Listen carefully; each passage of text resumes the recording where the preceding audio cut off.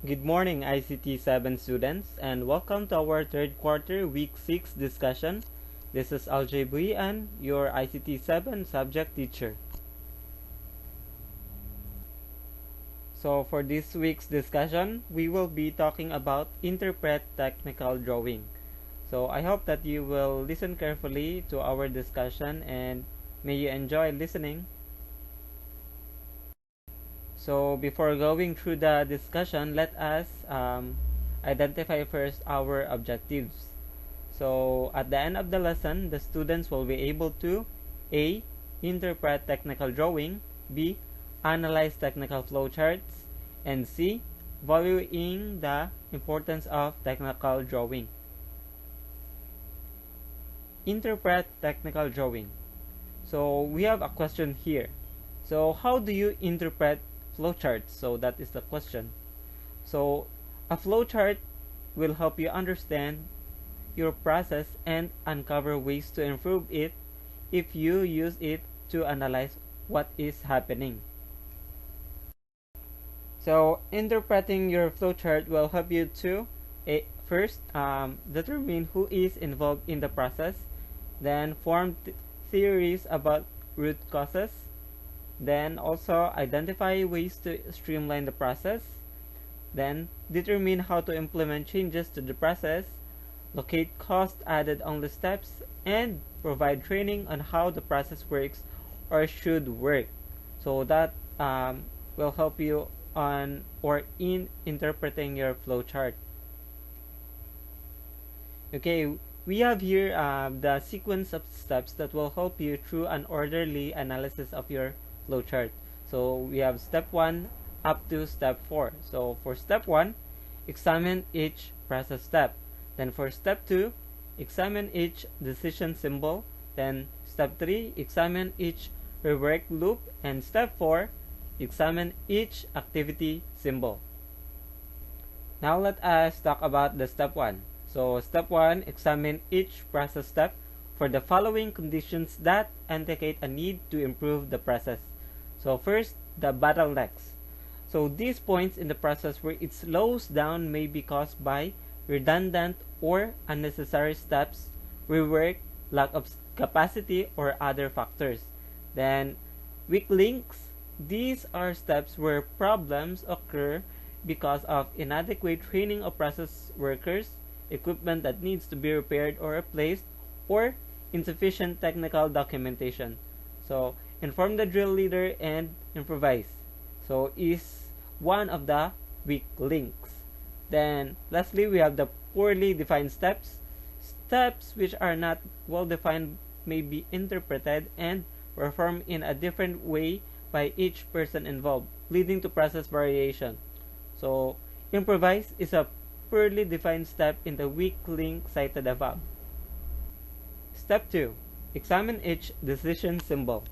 You may want to collect data on how often there is a yes or no answer at decision points marked by a diamond-shaped symbol. So if most decisions go one way rather than the other, you may be able to remove this decision point.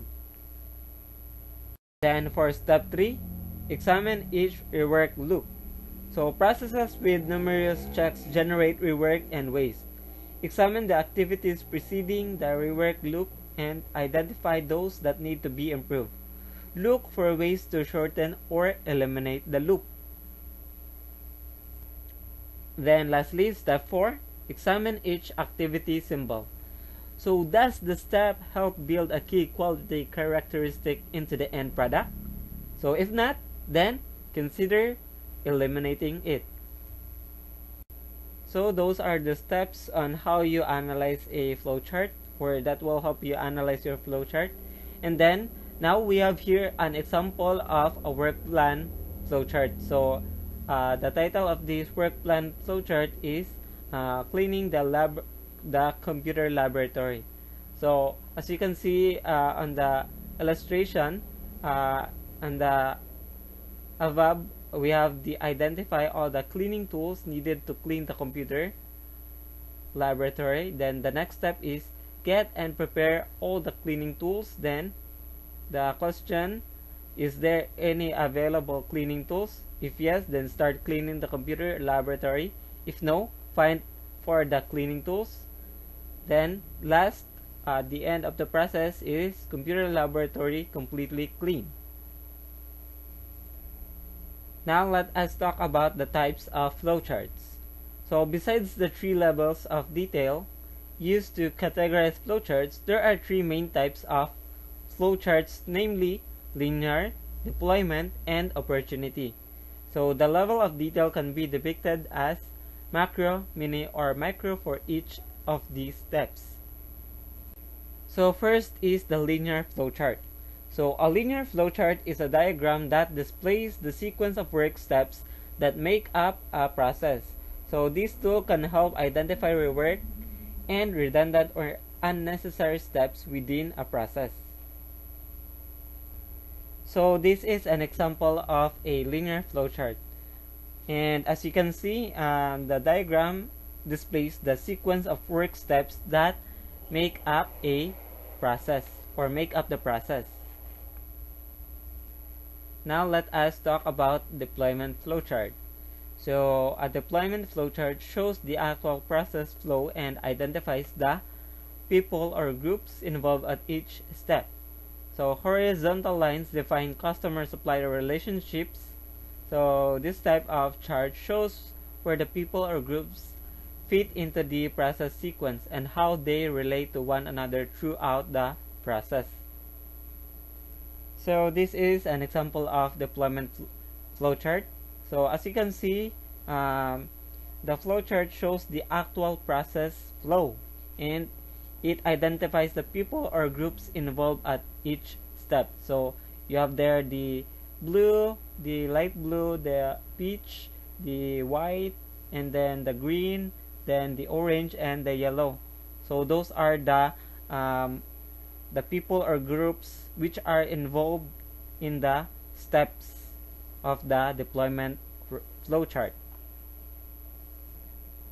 So now let us learn how to construct a linear flowchart. So how do we construct a linear flowchart? So the following are the 7 steps for developing a linear flowchart. So first is to define the process to be flowcharted and the purpose for flowcharting it. So in creating a linear flowchart or even any flowchart, we need to understand the process in flowcharting it and what is our purpose for flowcharting it. Then next is to assemble the right people to develop the flowchart. So you need to choose or to assemble the right people in order to make or to develop a flowchart. And these are operators, technicians, or office workers who are actually involved in the process. Then third, we have to establish process boundaries. So the starting and the ending points. So identify the major activities or sub-processes that are included in the process. And then next is to determine what is not included in the scope of the process to remove any doubt or confusion about the boundaries. So this may also help establish the scope of related processes. Then fourth, list the steps, activities, and decisions to be charted. So if your team is not sure about the step, mark it to be investigated later. Then fifth, put the steps in chronological sequence. So sometimes it's easier to start with the last step and work back to the first step. Then sixth, so we have to assign flowchart symbols such as boxes, diamonds, and triangles so we can identify it directly. Then also last, we have to review and title the flowchart.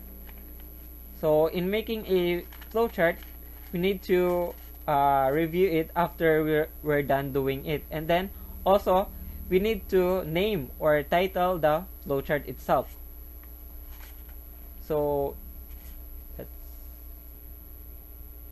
and that ends our discussion for this week. So if ever you have any questions or clarifications regarding the topic, you may contact me directly or message me at any means you want. So after this presentation, thank you for listening and may God bless you.